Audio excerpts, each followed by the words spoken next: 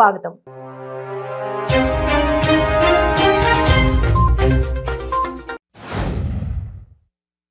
Hyderabad రామ్కోట్లోని LN school పరీక్ష సెంటర్లో నిర్లక్ష్యంగా కనీస పోలీస్ భద్రత లేకుండా ఒక అటెండర్తో పోలీస్ స్టేషన్ నుండి కాలినడకతో పరీక్షా ప్రశ్న పత్రాలు తెప్పించారు.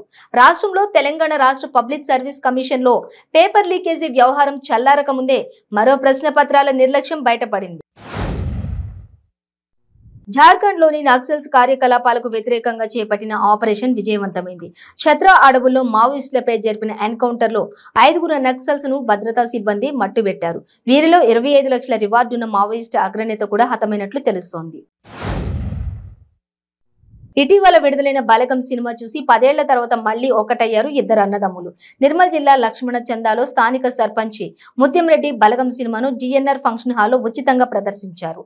అయితే ఈ సినిమా చూసిన అదే గ్రామానికి చెందిన గుర్రం పోసులు, గుర్రం రవి అక్కడికక్కడే మనసు మార్చుకుని వారి స్థల వివాదాన్ని తక్షణమే పరిష్కరించుకుని సర్పంచి సమక్షంలో మళ్లీ ఒక్కటయ్యారు. వికారాబాద్ జిల్లాలోని పూడూరు మండలంలో విషాదం చోటు చేసుకుంది. మంచన్పల్లి ప్రభుత్వ పాఠశాలలో ప్రమాదవశాత్తు విద్యుత్ వైర్లు తగిలి దీక్షిత 4వ తరగతి విద్యార్థిని మృతి చెందింది. స్కూల్ బాత్రూం వద్ద వేలాడుతున్న కరెంటు తీగ తగిలి అక్కడికక్కడే బాలిక కుప్పకూలిపోయింది. నిజామాబాద్ జిల్లా ప్రభుత్వ ఆసుపత్రిలో వింత ఘటన చోటు చేసుకుంది. చనిపోయాడని భావించి ఓ వ్యక్తిని మార్చురీకి తరలించగా అతడిలో కదలికలు వచ్చాయి. దీంతో అతడిని వెంటనే ఆసుపత్రికి తరలించి చికిత్స అందిస్తున్నారు. రాజకీయాలు పక్కన పెట్టి యువత కోసం ప్రతిపక్షాలు అన్ని ఏకం కావాలని కోరుతున్నామని వైఎస్ఆర్ తెలంగాణ పార్టీ అధినేత్రి షర్మిల అన్నారు. All party action committee form అవ్వాలన్నారు. జెండాలు వేరేనా, ఒక్క అజెండాతో నిరుద్యోగుల కోసం కలిసి పోరాడదామని ఆమె అన్నారు. ఒకవైపు లీకులు, మరోవైపు స్కాములు చేస్తూ తెలంగాణ సమాజాన్ని దోచుకోవడానికి కేసీఆర్ కుటుంబం అహర్నిశలు కష్టపడుతున్నారని మహేశ్వరం నియోజకవర్గం కాంగ్రెస్ పార్టీ సీనియర్ నేత దేపా భాస్కర్ రెడ్డి ఎద్దేవా చేశారు. 10వ తరగతి పరీక్ష పేపర్ లీకేజీకి బాధ్యత వహిస్తూ విద్యాశాఖ మంత్రి సబితా ఇంద్రారెడ్డి రాజీనామా చేయాలని ఆయన డిమాండ్ చేశారు. రాష్ట్రంలో ఎగ్జామ్ పేపర్ లీకేజీల వ్యవహారం కలకలం రేపుతోంది. వికారాబాద్ తాండూరులో 10th పేపర్ లీక్ ఘటనపై పోలీసులు కేసు నమోదు చేశారు. వికారాబాద్ జిల్లా తాండూరులో ఇన్విజిలేటర్ బందప్ప మొబైల్ నుంచి తెలుగు పేపర్ లీక్ అయినట్లు పోలీసులు గుర్తించారు.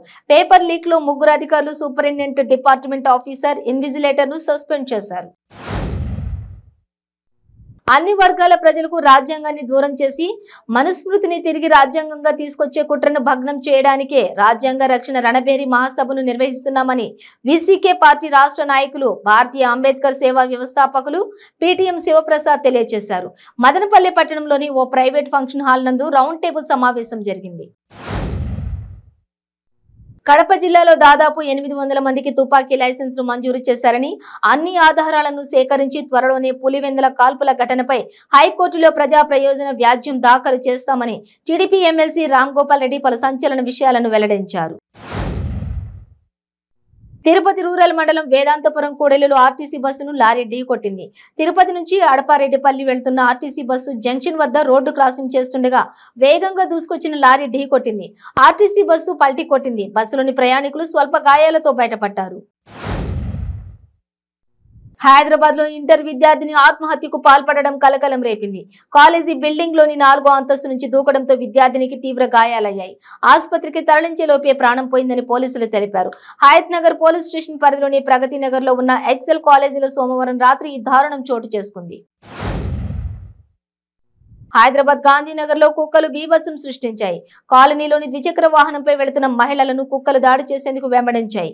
ఈ క్రమంలో వాటి నుంచి తప్పించుకునే ప్రయత్నంలో మహిళ వెనక్కి చూస్తూ స్కూటీ డ్రైవ్ చేసింది. దీంతో ముందు వైపు రోడ్డు పక్కన పార్కు చేసిన కారును ఢీకొనడంతో ఒక్కసారిగా యాక్టివా బండిపై నుండి 2 మహిళలు, ఓ బాలుడు ఎగిరిపడ్డారు. ఓ మహిళ ఆకతాయికి నడి రోడ్డుపై దేహశుద్ధి చేసింది. అశ్లీల పదజాలంతో దూషించిన పోకిరికి ఆ మహిళ తగిన బుద్ధి చెప్పింది. ఈ ఘటన మహబూబాబాద్ జిల్లా కేంద్రంలో చోటు చేసుకుంది. మహిళ స్కూటీపై వెళుతుండగా వెనుక నుంచి బైక్ పై వచ్చిన 2 ఆకతాయిలు అశ్లీల పదజాలంతో వేధింపులకు పాల్పడ్డారు. దీంతో ఆగ్రహం వ్యక్తం చేసిన మహిళ స్కూటీని ఆపి నడి రోడ్డుపై పోకిరిని చెప్పుతో కొట్టింది. ఖమ్మం జిల్లా వత్సవై మండలం ఖమ్మంపాడు గ్రామంలో కల్లంలోని మిర్చి అగ్నికి ఆహుతైంది. సుమారు 50 క్వింటాల మిర్చి దగ్ధమైంది. పాత కక్షల నేపథ్యంలోనే ఈ ఘటన జరిగినట్లుగా గ్రామస్తులు అనుమానిస్తున్నారు. సంగారెడ్డి జిల్లా Rajendranagar circle Attapur out post police station పరిధిలో జలాల్ బాబా నగర్ లో వివాహిత అనుమానాస్పద స్థితిలో మృతి చెందింది. తన గదిలో విగత జీవిలా పడి ఉండటంతో హుటాహుటిన ఆసుపత్రికి తరలించారు. అప్పటికే మృతి చెందినట్లు వైద్యులు తెలిపారు. ఏలూరు పెదవేగి మండలం కొప్పాక పెదకడమి గ్రామాల పరిధిలోని ఇటీవల అకాల వర్షాల వల్ల పొగాకు, మొక్కజొన్న, అరటి, మామిడి పంటలు నేలమట్టమయ్యాయి. ఈ సందర్భంగా మాజీ ఎమ్మెల్యే చింతమనేని ప్రభాకర్ పంట పొలాలను పరిశీలించారు.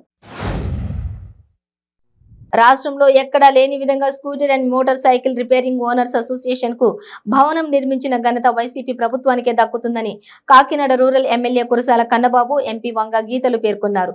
కాకినాడ రూరల్ మండలం సర్పవరం గ్రామంలోని నూతనంగా నిర్మించిన Kakinada rural scooters and motorcycle repairing owners association భవనం ప్రారంభోత్సవ కార్యక్రమం ఘనంగా జరిగింది.